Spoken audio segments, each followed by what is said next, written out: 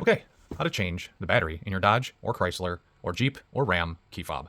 First thing you want to do, release your key. See this slot right here? You want to kind of gently pry this open.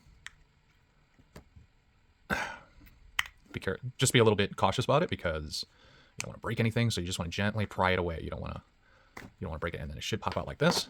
You have your actual fob here, and then this would be your key. You can then just go ahead and pop this out. There you go. Put in your new one. Just kind of rest it in there.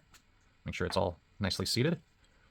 Take your fob, line everything up, and then just start going around.